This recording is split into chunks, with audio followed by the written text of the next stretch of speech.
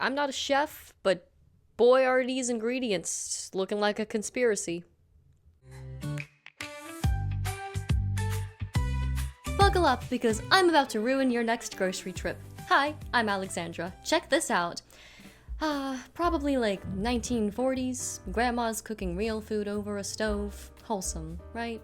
Fast forward and bam, 1970s, mom is nuking a TV dinner, calling it progress. Now, we're dodging diabetes and aisle 9, surrounded by 50 flavors of the poison. Welcome to the Foodening, where your food stopped being food and started being a corporate science project. From frozen pizzas to packaged snacks, it's hard to escape the convenience and affordability of these foods. But have you ever stopped to think about what we're really putting into our bodies when we eat these foods? The scary thing is that these foods are designed to be addictive, with high levels of sugar, refined salt, and unhealthy fats that activate our brain's reward centers, making us crave more and more. And when we eat these foods regularly, our bodies start to adapt, leading to chronic inflammation and a host of other problems. It's amazing how many different ways manufacturers have found to package and sell us convenience. But what's really in these foods, and who is really behind it? And more importantly, why? We've been sold a well-packaged lie. Convenience, taste, affordability, and a shiny wrapper. Meanwhile, we're plagued with brain fog, anxiety, and illness, and big food is laughing all the way to the bank. One of the biggest problems with processed food is that they're often made with cheap, unhealthy ingredients that are designed to last a long time on the shelf. This means that instead of getting fresh, nutrient-dense foods, we're getting foods that are designed to be shelf-stable, not body-friendly. And when we eat these foods regularly, our bodies start to pay the price. Girls, once in a great while, something special comes along. This new oil is special. Hey, it's great chicken. No greasy, oily taste. Crisco shoved animal fats off the table. Sugar went from a treat to a food group. Additives, GMOs, and junk so engineered you'd think it's from Area 51. But it's not all bad news. There are lots of ways to beat the system, and we're going to get into all of that right now. This is the Foodening. Once upon a time, food didn't come with a barcode. Pre-1900s food was just food. Here's where it starts rotting. The World Wars. Rationing hit hard. Butter, meat, sugar, gone. Governments and corporations swooped in with substitutes. Wartime innovation, they called it. Corporate intervention, we call it now. The kitchen wasn't yours anymore, it was theirs. World War II didn't invent canned food. Napoleon's armies beat us to that, but it was the match that lit the fuse. And our plates haven't been the same since. The push for canned goods wasn't about killing fresh, it was about war, money, and control. Fresh food couldn't always ship. Trucks went to tanks, and farms lost workers to the draft. Canned stepped up. It's shelf-stable, shippable, and soldier-ready. And then things changed. And who bankrolled this? Start with the feds. The USDA and the War Production Board pushed canning hard. Subsidies built community canneries. Hundreds sprouted by 1943. Propaganda screamed, "It's patriotic! Can for victory!" And folks listened. But the real muscle? That was big food. Hormel Spam went viral. The military took 80% of canned fish and 60% of canned salmon. General Foods, Van Camp, all canning vets from the Civil War. They scaled up fast, raking in wartime contracts. But post-war, they had a surplus. Billions of cans, and they needed to sell. Banks funneled cash to keep factories going. Post-war, they didn't stop. Surplus flooded stores, marketing flipped the script, and canned wasn't just survival, it was modern. Hormel, General Foods, Kraft, $50 million in mac and cheese boxes alone during the war. This pushed convenience to a booming middle class. Canned was just cheaper to mass produce, ship, and store. They sold a lifestyle, and we bought it. Canned foods' wartime win stuck, but at a cost. Along the way, canned converted to processed food. A 2021 nutrient study says processed diets drive 70% of chronic disease, like diabetes, heart disease, and more. Quality got buried under convenience, and we're still digging out. The money behind World War II's canned push, government, Hormel, General Foods, won the war, but rewired our tables. The seed oil revolution. What kick-started the decline in health? One major player was the seed oil revolution. 1911, Procter & Gamble introduced Crisco, cottonseed oil dressed up as a health hero. Goodbye, butter. Hello, progress, they said. With cookbooks and ads so slick you'd think it cured everything. Soon, soybean oil, corn oil were everywhere. It was cheap, industrial, and endless. Grandma's lard didn't do that, but it didn't make P&G a fortune either. Let's crack open the junk science vault where bad ideas and worse diets were born. Post-World War II, the heart disease epidemic hits. This is Ansel Keys, 1950s diet poster boy. His big claim, saturated fats are the bad guys. His 7-country study says butter and fats are clogging your arteries. The things God gave us that our ancestors consumed for centuries was suddenly deemed dangerous. Except, it's a lie. Keys cherry-picked 7 countries out of 22, ignored the ones where fat eaters thrived. France, high fat, low heart disease. Germany, same. But that didn't fit the narrative. Critics later called it a statistical sham. His 1953 study ignored data from 15 countries, so he fudged correlation for causation. I've got a whole article of examples of cherry-picked science over on Substack. Thank you for checking out the links in the description below. And of course, the quality of the fat you eat matters. Grass-fed and grass-finished fats will always be best, and like everything, moderation is key. It's very hard to overeat whole foods, though. Nobody really goes crazy on salmon or turkey the way they do with soda and chips, you know? Toxins are stored in fat, so it's important to care about the animal's life and if it was treated humanely, so you know you're consuming something that's good for you.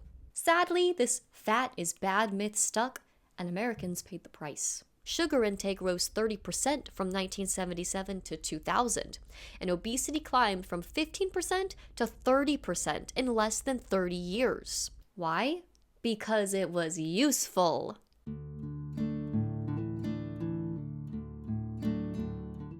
Edward Bernays, PR wizard, spins for-profit propaganda into a lifestyle.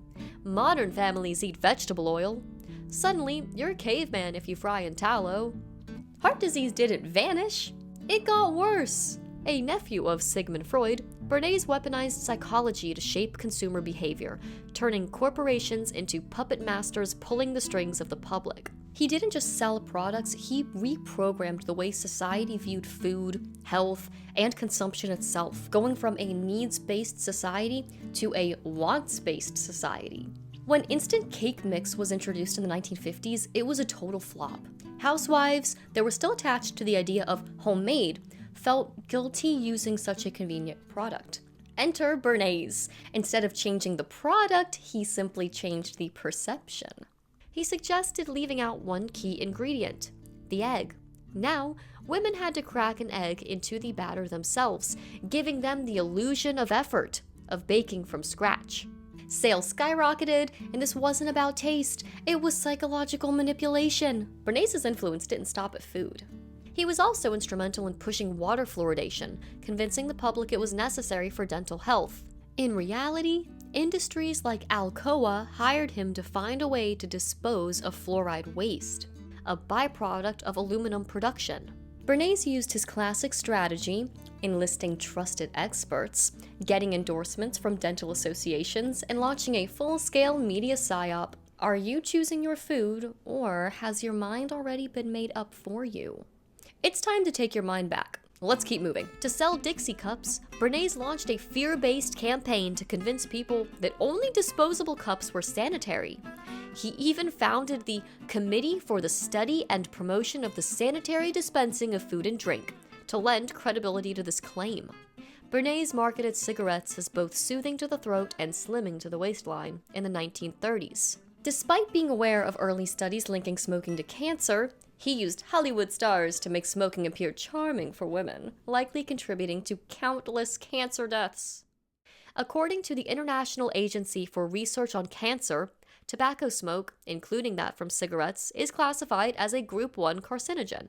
Shift to present day, birth control containing estrogen has indeed been classified as a Group 1 carcinogen by the World Health Organization and the IARC, and the risks associated with its use are often not adequately communicated to users, especially young girls. This classification indicates that there is sufficient evidence of carcinogenicity in humans. Recent studies confirm an increased risk of breast cancer with the use of these pills. The risk is particularly elevated for women who start using birth control at a young age, especially before their first pregnancy. Anyway, the war on traditional cookware. Speaking of carcinogens, it's not just what we've been fed, but what we've been forced to cook on that's increased growing cancer rates worldwide. During World War II, industries across the US were mobilized for the war effort, shifting production towards materials that could aid in military advances. One such discovery was PTFE, better known as Teflon, a synthetic chemical originally developed by DuPont for use in military machinery. BlackRock is one of the company's largest shareholders. PTFE was prized for its non-stick, heat-resistant properties, making it useful for reducing friction in industrial settings. But when the war ended, corporations like DuPont were left with an industrial-scale production capacity and no military contracts to sustain it. They needed a new market, and they found it in the American kitchen. You'll notice this trend. It's industrial waste repackaged as food. I mean, why throw something away when you can microdose the public and profit off of disposal?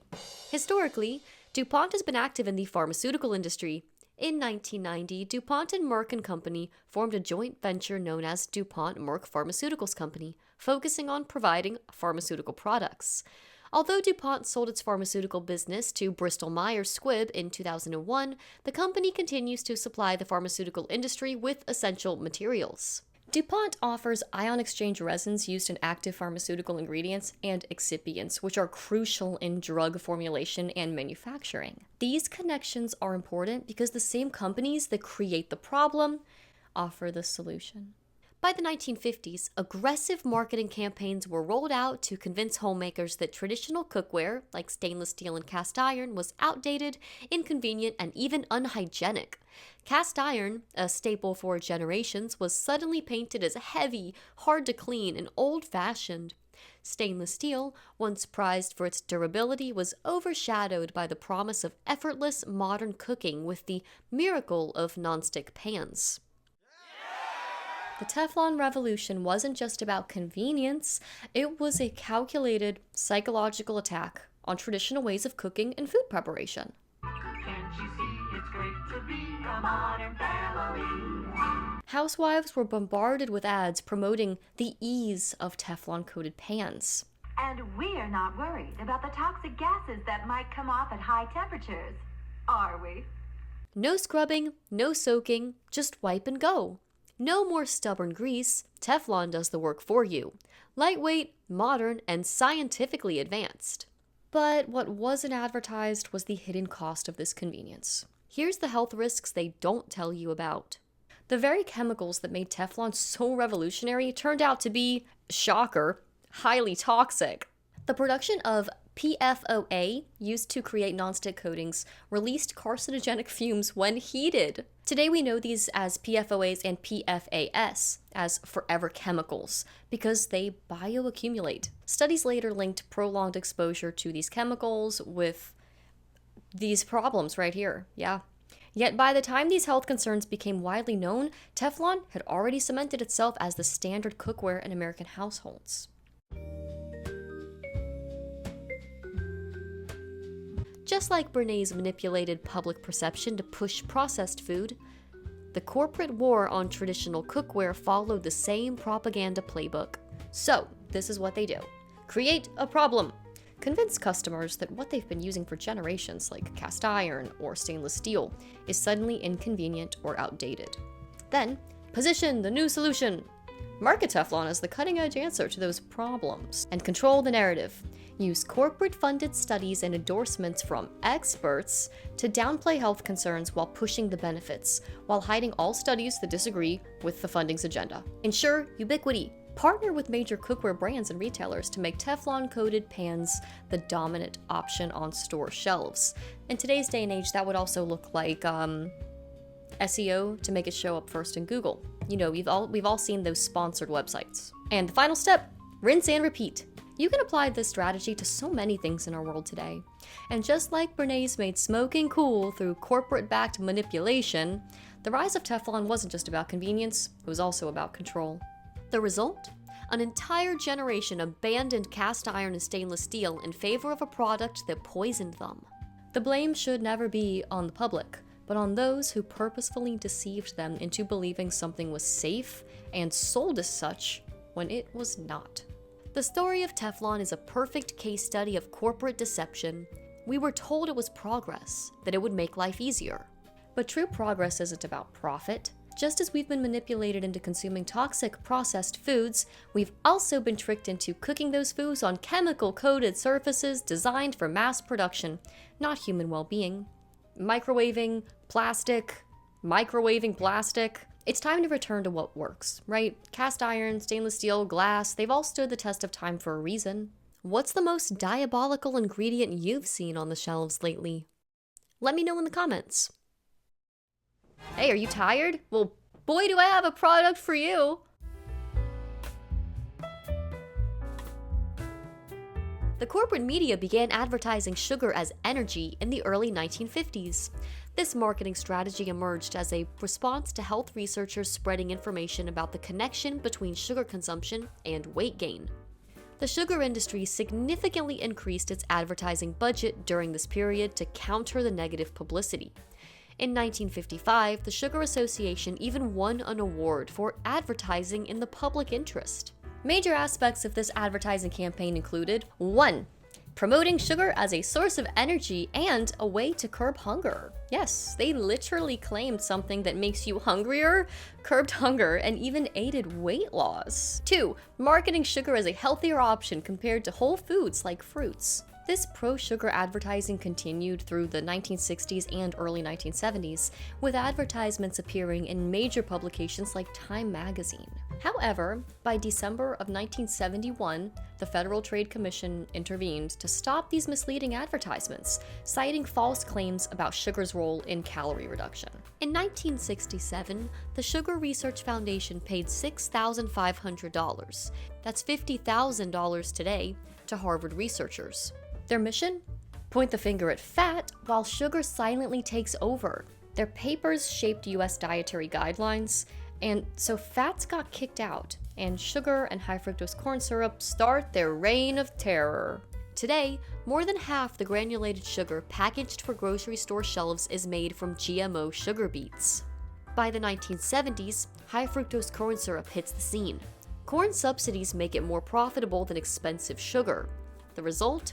Processed food explodes, cookies and sodas, cereals, all drowning in high fructose corn syrup. Taste? Engineered. Health? Optional. Why'd this happen? Money. Seed oils, hydrogenation, wartime tricks turned profit machines, slashed costs. Mass production meant big food could crank out cheap, addictive garbage while health took a back seat. This brought about the low-fat revolution. In the 1970s and 80s, the shelves exploded with a new era of processed garbage. Low-fat yogurt, low-fat cookies, low-fat everything. But when fat is removed, food tastes like cardboard. Solution? More sugar, salt, and chemicals. Low-fat meant high carb and low nutrients. That healthy yogurt is just a donut. Basically, the marketing meant nothing but tricked people into believing they were buying healthier products when they ended up buying a lie. Low-fat food sales jumped 300% by 1990. But Americans were struggling with health more and more. Obesity rates even doubled from 1980 to 2000. Diabetes tripled. Coincidence? No, we were just collateral damage to a greedy industry. Not all sugar is bad. In moderation, some can be quite healthy, like raw honey or maple syrup. But as for cane sugar, back in the 1700s, it was a luxury.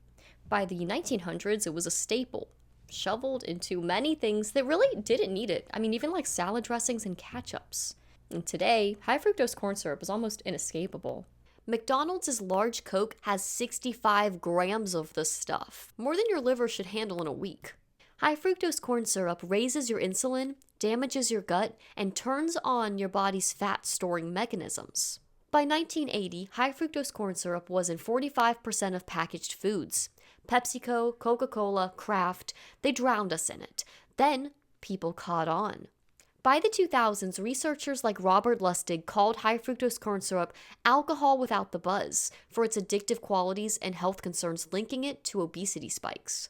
Public backlash hits, sales dipped, and by 2010s, Coke and Pepsi started phasing high fructose corn syrup out in places like Mexico for cane sugar. Why? Optics, not ethics. Here in the States, it's still sold on every shelf. So I took a trip to my local supermarket to check it out. Coke from Mexico is available, the kind with cane sugar, but the price is higher. I don't want to disparage anyone based on price point, I get it. Trust me, times are tough. But soda isn't exactly a food group. You can only take your body for granted for so long before the damage catches up to you. It's a slow poisoning from the inside out. So what did we lose? Everything. Vibrant, nutrient-packed diets are just gone. And obesity, diabetes, heart disease, they weren't regular dinner guests back then, but now they've got a permanent seat. Hey, stick around because this takeover is just the beginning, and it gets uglier.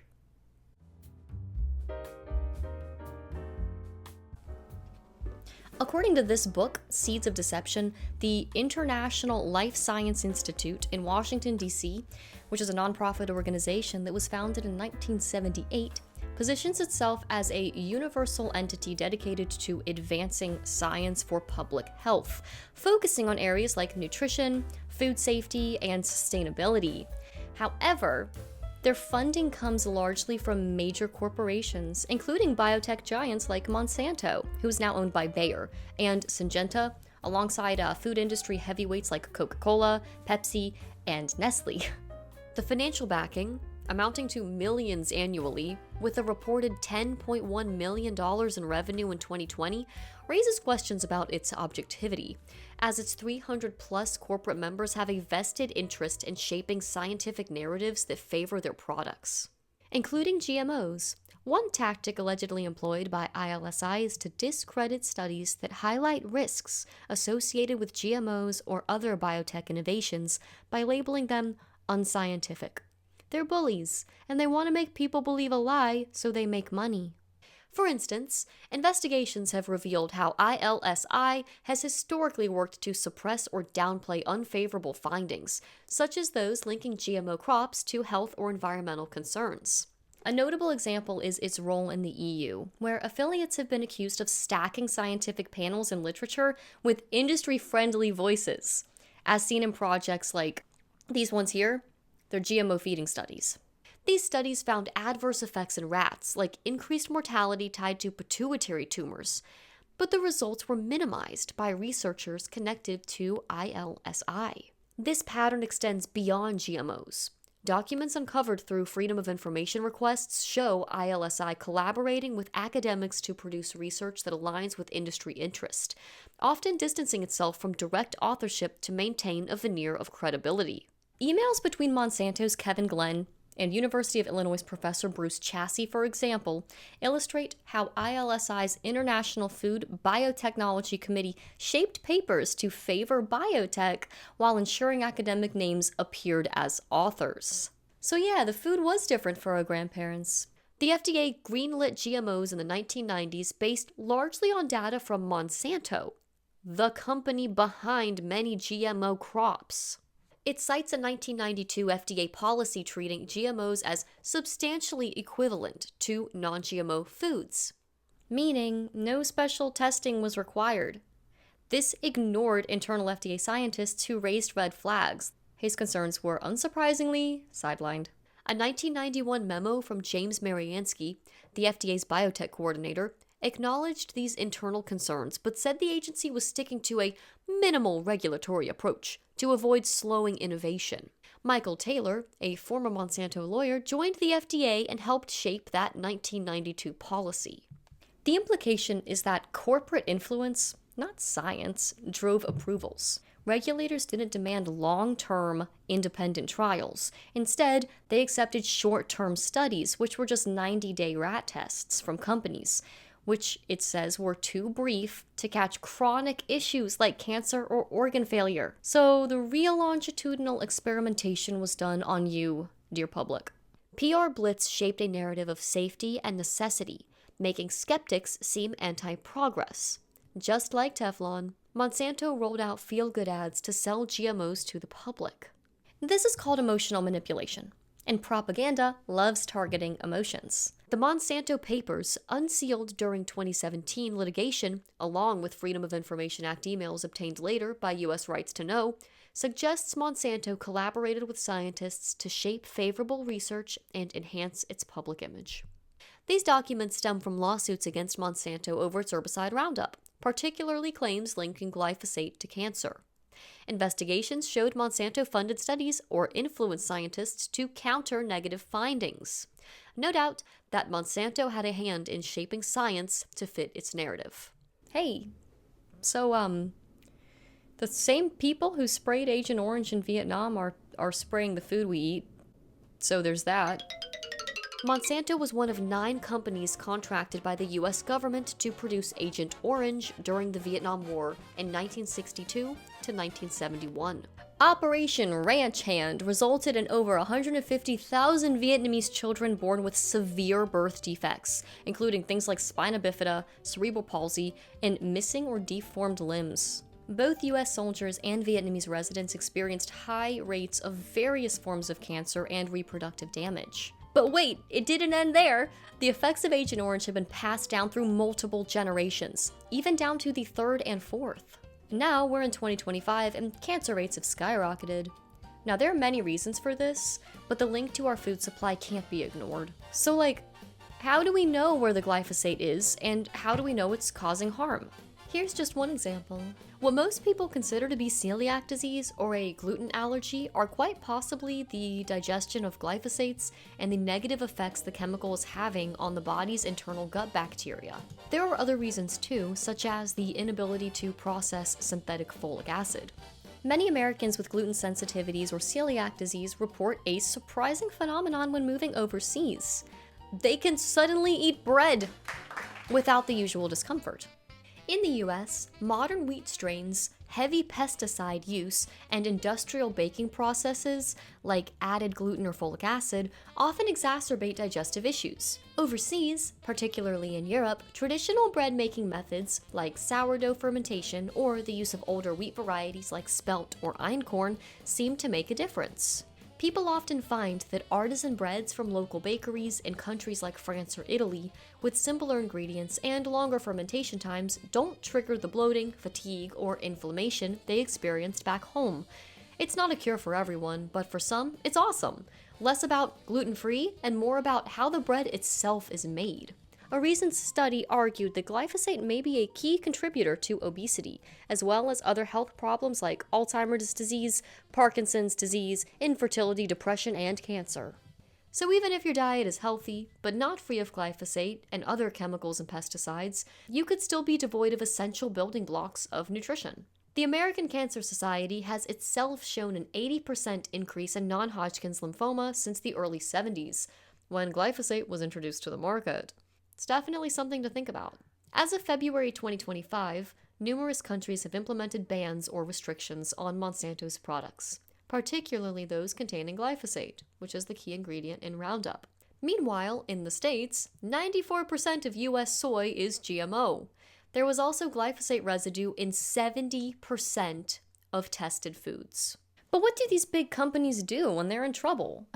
They remove the toxins and do better for the environment and humanity. Just kidding. In this dystopian reality, they remove the toxin. For example, Bayer recently pledged to remove glyphosate from its Roundup weed killer following tens of thousands of lawsuits and replace it with ingredients even more toxic than before. I wish I was kidding. 2 of the chemicals that they replaced glyphosate with are banned in the European Union. Americans wouldn't know, though, because the Environmental Protection Agency doesn't require pesticide companies to warn consumers about ingredient changes or potential harm. The major players: Nestle, PepsiCo, Coca-Cola, and more. A surprising number of the most profitable food brands are owned by a small group of powerful conglomerates. At the top of the food chain are companies like Nestle, PepsiCo, Coca-Cola, Unilever, and Kraft Heinz. These corporations own a vast array of brands that fill supermarket shelves worldwide, from beverages to snacks to packaged meals. Nestle, for example, holds brands like Gerber, Purina, and Stouffer's, while PepsiCo controls Quaker, Gatorade, and Tropicana, among countless others. According to the BMJ, doctors have criticized the General Medical Council, or GMC, after the BMJ found that the regulator had investments in fast food firms, drug companies, private medical insurers, and private healthcare providers. A Freedom of Information request showed that it has investments totaling $1.5 million in the food and soft drink companies Nestle, McDonald's, Starbucks, PepsiCo, Coca-Cola, and Unilever. The GMC also invested more than £1.2 million, or $1.5 million, in drug companies, including Novo Nordisk, AstraZeneca, Merck, and Roche. More than £470,000, or $605,000, in private insurance or healthcare providers like Humana Health and United Health Group. With this information, let's zero in on just one of those drug companies, Novo Nordisk. What do they primarily manufacture? Weight loss drugs. Ozempic, Wegovy, and many other obesity and diabetes medications, among other drugs. Now, a keen researcher will recognize this. Novo Nordisk's logo features the Apis bull, a sacred symbol in ancient Egypt representing the sun god Ra, or Atum. It has been historically linked to Saturn in occult traditions. I talk a lot about what these symbols mean on my channel. If you're new here, please feel free to check it out.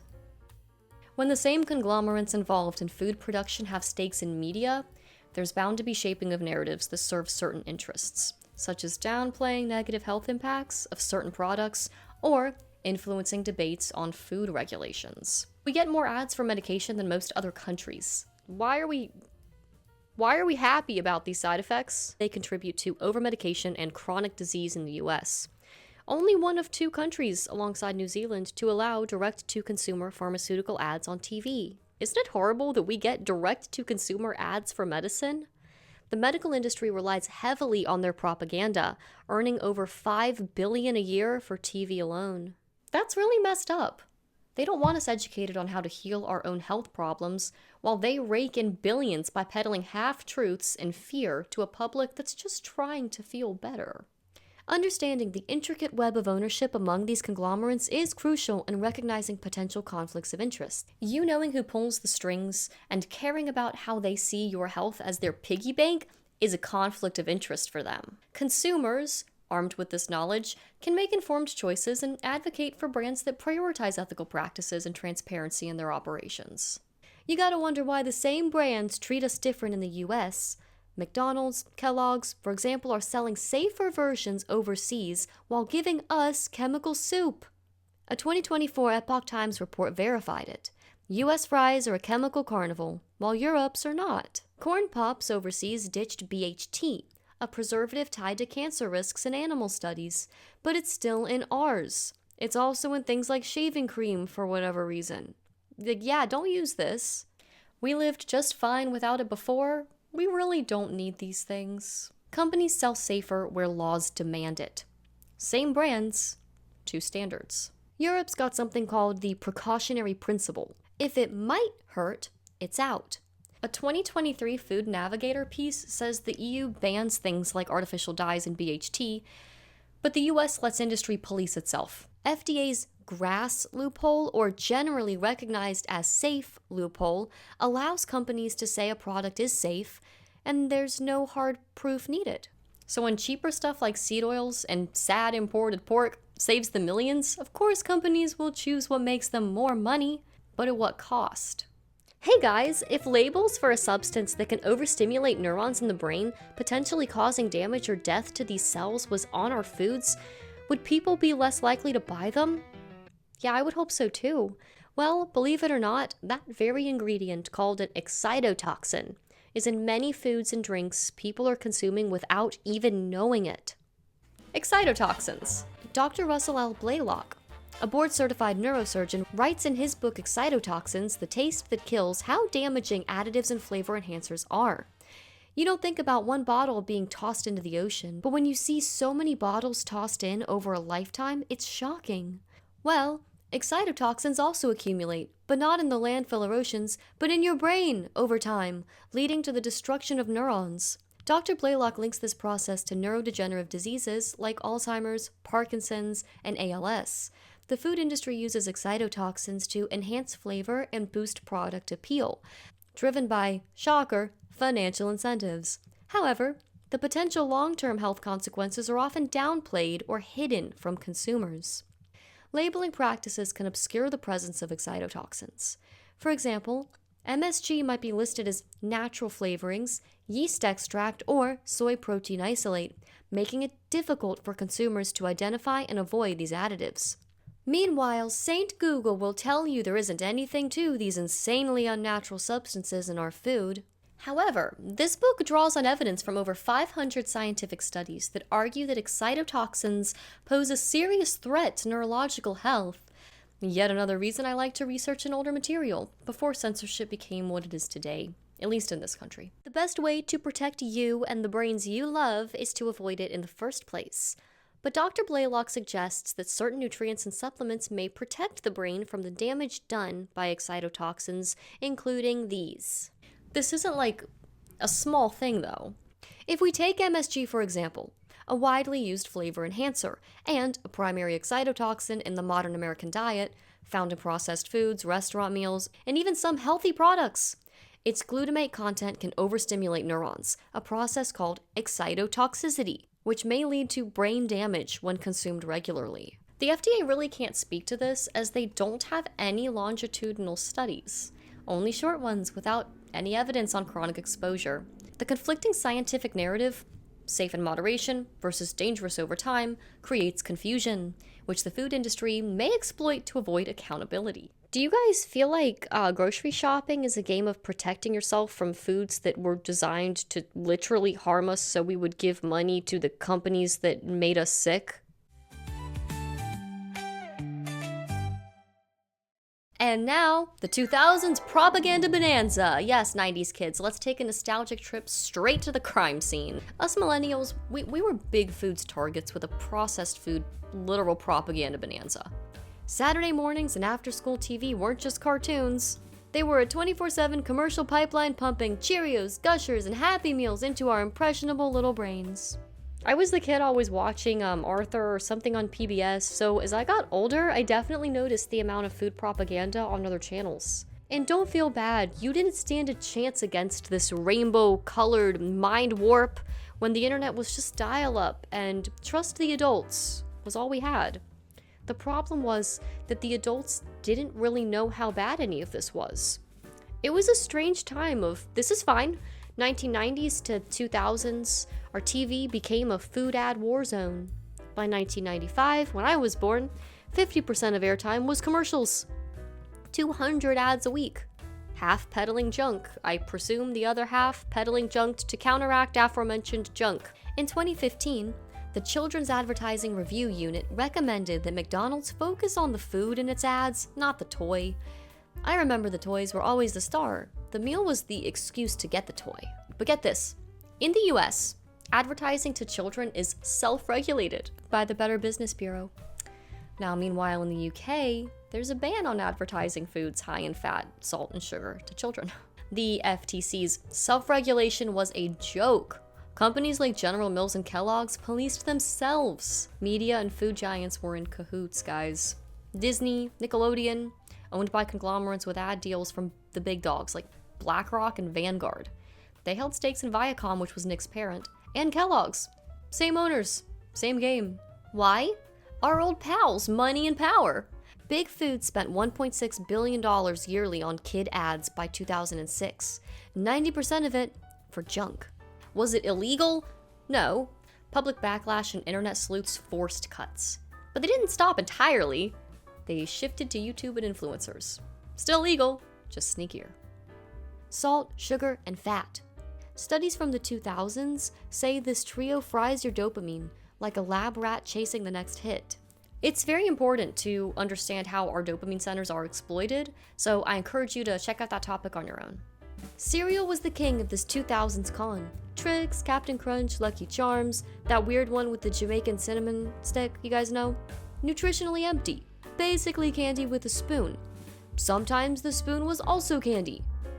Part of this good breakfast, they'd whisper, showing juice, milk, toast. It's all just sugar. And I can't help but wonder how this programming subliminally trained many of us to crave garbage. Food dyes were everywhere. Blue Pepsi, green ketchup, Kool-Aid, Gatorade, Skittles, everything was brightly colored. Red 40, yellow 5, hyperactivity triggers, projectile vomiting, banned in Europe, hopefully here, soon. Maybe by the time you're watching this it's gone, I don't know. But I mean, come on. The 2007 Southampton study linked them to ADHD spikes. But here, the FDA said, nah, it's all good, while the lobbyists cashed checks. Lunchables, yogurt tubes, even healthy snacks. The more colorful the cartoon, the more radioactive the food. It looked like that because it matched Pikachu's aesthetic, not because it tasted like food, or even relatively good. I remember some of these things, and they actually tasted terrible. School lunches weren't any better. Food lobbyists turned cafeterias into junk food boot camps. By the 90s, the National School Lunch Program was a dumping ground for processed foods like pizza, nuggets, and tater tots. Lobbyists like the American Beverage Association pushed chocolate milk as nutrition. That 2011 pizza is a vegetable rule? Tomato paste courtesy of ConAgra's lobbying. The USDA took over $100 million from food giants in the 2000s to keep it legal. Get used to Lunchables at school, and home cooking's kinda boring and time-consuming. Most of the 90s kids had parents who worked, and since we couldn't use the stove, most of us microwaved. We are not kids anymore, and we've got plenty of options and ways to make things fit into our busy lives. At the end of the day, food companies are profit-driven. When big food switches to seed oils and food dyes and preservatives that make folks very sick, predictably sick, then Big Pharma swoops in and presents the cure, with statins and diabetes drugs, weight loss shots, and the normalization of disease. It's a symbiotic relationship these organizations have, and we are the target. Coca-Cola's a genius at this. They have funneled millions into exercise is medicine campaigns. Classic deflection. Don't blame our 39 grams of sugar per can, just run it off. Since 2013, Coke's funded Global Energy Balance Network to push exercise over diet. It shut down in 2015 after backlash, but still pumps millions into fitness PR. The notion that government agencies like the FDA and USDA are influenced by corporate interests, particularly from the food and pharmaceutical industries, is concerning. This revolving door phenomenon, where individuals move between roles in regulatory agencies and positions in the industries they oversee, should make everybody skeptical. Similarly, the USDA has faced scrutiny for appointing leaders with ties to agribusiness giants like Monsanto and Cargill, blurring the lines between regulator and regulated. Big Food and Big Pharma work together. But who is pulling the strings? BlackRock, Vanguard, and State Street, the big three, among others. These major three investment titans don't just own a chunk of the world, they own almost everything. Food that harms you, drugs that fix you, and the propaganda around it all. Together, they manage $22 trillion, half the S&P 500's value. They're the top shareholders in 88% of those companies, from Apple to Exxon, according to a 2019 Harvard study. Food, pharma, media, you name it. Here's the catch. They own the food giants poisoning you and the pharma giants profiting off of your sickness. It's not a theory, it's a business model. BlackRock alone holds $170 billion in U.S. energy, plus chunks of every major food and drug company. Vanguard's got $101 billion in coal investments, while owning Frito-Lay, a PepsiCo subsidiary. State Street, $35 billion in coal, plus a whopping slice of Burger King. They just don't care about the quality of ingredients going into our food. BlackRock, Vanguard, and State Street don't just own, they influence. In 2023, the Big Four fund groups, adding Fidelity, dropped $7 million on federal lobbying to keep backlash at bay and junk food going. They're not just investors, they're the architects of this cheerful poisoning. Food and pharma hand in hand, with lobbyists locking the cage. But you're not doomed. Buy local, cook real, flip the script by educating yourself. Today, people can scrutinize primary sources and uncover conflicts of interest, revealing how much of what was once accepted as scientific may have been nothing more than profit-driven pseudoscience. My point here is that the big pharma dynamic isn't your fault. It's a machine built to churn out sickness and hoard cash. Ever hear of the Hegelian dialectic? It's philosophy's fanciest hustle. Create a problem, spark a reaction, sell the solution. Big Food and Big Pharma turned it into a billion-dollar loop, with humanity as the hamster on the wheel. Step 1. Sell lab-engineered, nutrient-devoid food for less than nutrient-dense food, all while pushing propaganda to make the unhealthy food appealing. Step 2. Over time, bodies break down from lack of nutrients and get sick. Step 3. Sell medicine as a band-aid to the problem without addressing the root cause. And repeat. They don't just profit off of your misery, they make the misery to profit off of. Eat, crash, medicate, repeat. A 2021 study in The Lancet tied 70% of chronic diseases to diet, yet they keep the junk legal. The US had 42% obesity rate in the 2020s compared to Japan's 4%. The US is an outlier in chronic disease. Med school's a pill-pushing boot camp. In 8 years, there's maybe 25 hours on nutrition. 71% of US med schools skim nutrition. That's less than 1% of the curriculum. Meanwhile, pharmacology? Hundreds of hours.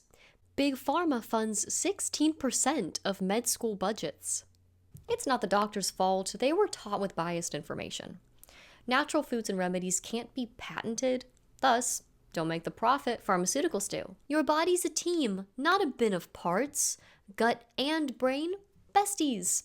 A 2022 Nature study mapped it. 80% of your immune system is in your gut, talking to your brain via the vagus nerve. It's like a highway. So if your gut's like a city, 70 million neurons throwing a party, churning out 90% of serotonin, that happy chemical that's keeping you sane, the vagus nerve is the express train, sipping messages back and forth, telling your brain, yo, we're good down here, or mayday, too many Doritos. When Gut City is doing good, with good bacteria from Whole Foods, it signals calm and focus to the brain up top. When it's overrun with bad bacteria because of too much processed foods or dyes or preservatives, when they've moved in, it doesn't tell the brain, hey, we need help. Instead, it talks in ways that affect the whole body, sparking brain fog, anxiety, even depression. What you eat literally rewires your mood. That doesn't mean you need some insane diet. Most of that is still just marketing, full of other insulin-spiking things like maltodextrin or fake sugars, even seed oils. Being label literate here is important. Dedicate some time to learn about foods you like and make lateral swaps. Look for organic versions of things you like.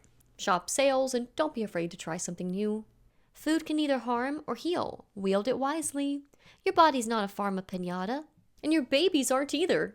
Still think these companies can be trusted? Well, Nestle doesn't just sell snacks. They sold every parent's worst nightmare. In the 1970s, they pushed formula across poor nations like Africa and Asia, promising it was better than breast milk, God's own design. The catch? They targeted moms who couldn't read labels or afford clean water.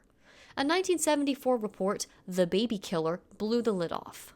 Nestle's aggressive reps that were dressed as nurses convinced moms to ditch breastfeeding, leading to malnutrition and thousands of infant deaths yearly, per WHO estimates. The young and vulnerable have always been targets for these predatory organizations, and sometimes that even means exploiting our own physiology and using it against us. Why you can't stop eating, the food-brain connection. Do you know where your brain is? I ask because it may be in an addiction trap. Food scientists didn't stumble into this. They built it. Food addiction is no accident. It's science with a paycheck. Back in the 70s, companies like Frito-Lay cracked the code, something called the bliss point. Salt, sugar, fat, mixed just right to light up your brain's reward center. Howard Moshkowitz, flavor guru, perfected Pepsi's sweetness, the same trick scaled up for Cheetos, Twinkies, chips, you name it. They hired PhDs to weaponize your taste buds. The same way slot machines keep you hooked as you spend more, processed food makes you feel good for a moment. Then your brain wants to keep on getting that high, so you keep on spending quote-unquote money and wasting your health. Meanwhile, nutrient-dense foods add to your savings account of health that will sustain you. So it's a smart investment, and it's time to make wise investments into the most valuable thing you have, your life.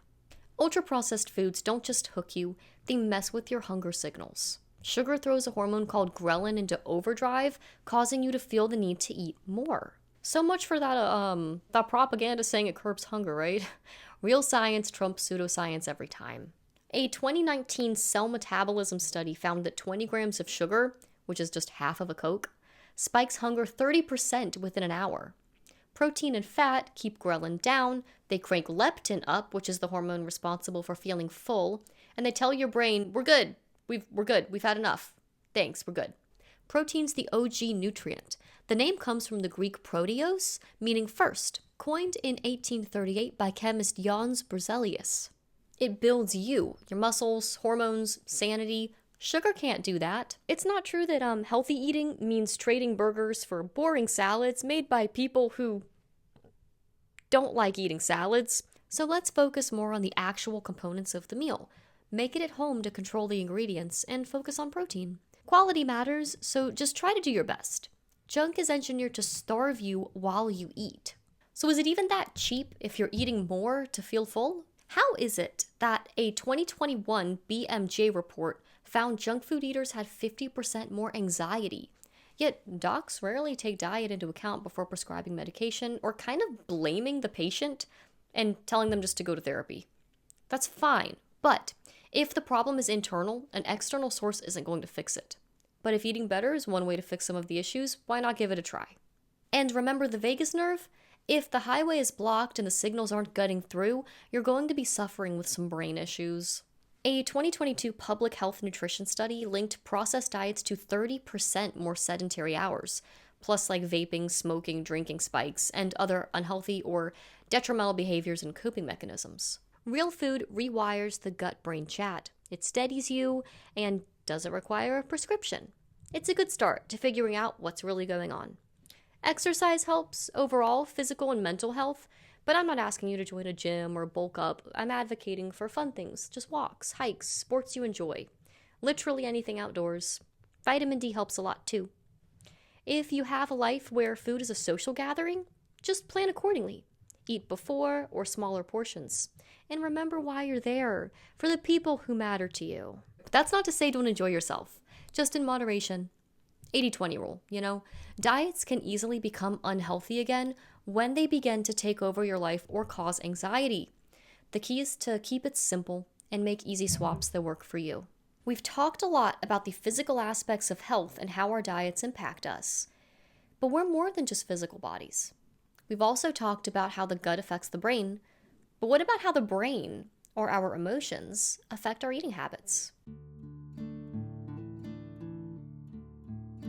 Well, when it comes to food addiction, we often underestimate the influence of our emotional and psychological states. Numerous studies and anecdotal evidence demonstrate that food can serve as a powerful coping mechanism for individuals who have experienced trauma, particularly during the formative years of childhood. Trauma, in its various forms, can profoundly impact our relationship with food. It doesn't always involve extreme experiences. Trauma is relative. Any event that affects us emotionally can have lasting consequences. Recognizing this connection is an essential step towards healing and creating a healthier relationship, not just with food, but your life itself. Trauma is overwhelming emotions, loss, betrayal, or uncertainty. It doesn't have to be extreme. If it hurt you, it counts. Oftentimes for young children, let's say like under 12, food steps in when the world doesn't. That cookie's not just sugar, it's a hug, a mute button on the chaos. It's comfort food. Studies like the one from PMC in 2019 found women with food addictions had childhood trauma. And I'd say the same is true for men, they just simply weren't part of the study. And they're also known to underreport their trauma. On the show My 600-Pound Life, you'll always hear the same story: early abuse, abandonment, or loss. Those events led to a cascade of coping mechanisms, and in this case, food. Hoarding is another example. usually a trauma later in life, led these folks to hold on to everything. Trauma expresses itself in so many ways, so please never judge someone by appearances. You truly don't know what they've gone through and what they're facing. Food numbs what you can't face. It's a form of dissociation, zoning out so you can't feel the pain as much anymore. It's not lazy, it's your brain trying to survive pain. Why food? Science says it's a drug. It's legal, it's cheap, and it's everywhere. A 2022 Science Direct study found trauma before puberty doubles food addiction odds. Childhood trauma really affects your stress systems, with things like cortisol spikes and fight or flight being stuck on. It also can damage your self-regulation, and for many, food is the fix. Before 12, your prefrontal cortex, the chill out switch, isn't fully formed yet. So, that Happy Meal's not just lunch, it's a lifeline. But you're not just a stomach, you're a soul, wired to feel. Homemade chicken noodle soup used to bring the same comfort and warmth, with all the ingredients to help you get well, not candy and soda that won't help. But it's always there for you. So pain is valid, big or small, and it's shaped why you eat what you eat. But when you know better, you can do better and work towards the healing you deserve. Your pain mattered then, and it matters now. And that's why I encourage you to want to heal it, not just survive with it. Small changes make a big difference. Acknowledge the emotional component to your diet, and you'll be surprised how many good things start to happen.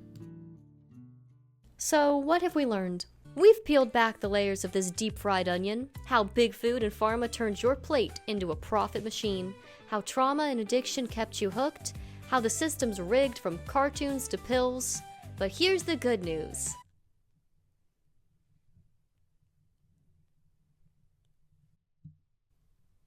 Hang on, I'll think of something. Your health is in your hands, and it starts right here. Buy in bulk, stock up during sales, the freezer is your friend, and utilize apps. Your favorite stores probably have online coupons or an app for extra savings. There are other apps that help save money too. Look, I get it. It is hard. Things are expensive now, literally everywhere you look.